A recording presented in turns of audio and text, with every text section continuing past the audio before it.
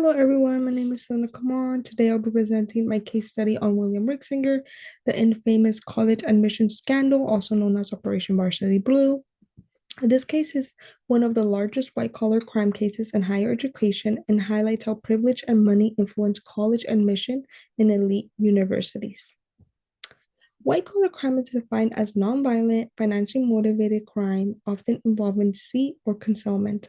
Unlike street crimes, these offenses often involve fraud, bribery, and embezzlement, often go unnoticed and can be difficult to prosecute. In this case, we'll explore how Rick Singer used fraud, bribery, and money laundering to help wealthy families cheat their way into top-tier universities. Rick Singer was the founder of the EDGE College Admission and Career Network, also known as the KEY, and a nonprofit called the Key Worldwide Foundation, also known as KWF. Between 2011 and 2018, Singer ran a massive college admission fraud scheme. He collected millions from wealthy parents in exchange for falsifying test scores, bribing coaches, and creating fake athletic profiles to create students admitted to schools such as Yale, USC, and Stanford.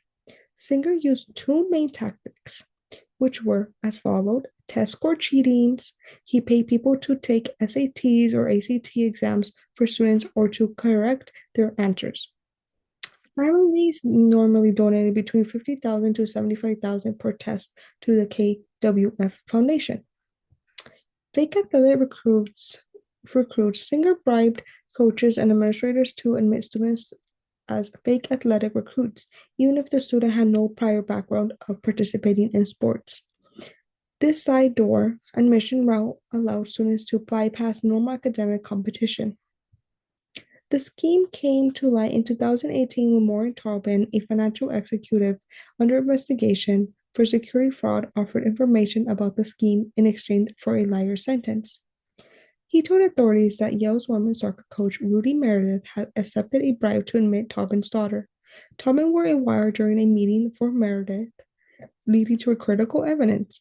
Coach Meredith then accepted with the FBI to build a case against Singer. Singer pleaded guilty to the following: racketeering conspiracy, money laundering, obstruction of justice, and conspiracy to defraud the United States. Under the RICO Act, the federal government treated Singer's operation as a criminal enterprise. He helped prosecutors by recording hundreds of phone calls with wealthy parents and co-conspirators, leading to dozens of additional indictments. Despite leading a $25 million scheme, Singer was sentenced to only 3.5 years in prison, fined over $19 million, and given 3 years of supervised release. This case led to a national outcries and reforms in college admission policies. Universities launched internal investigations and revised athletic recruit processes.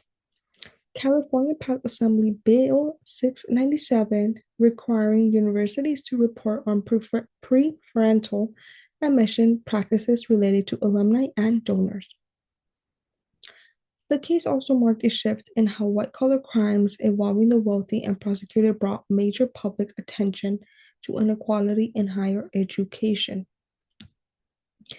What stood out to me the most while studying this case was the leniency many of the offenders received compared to the scale of the damage they caused.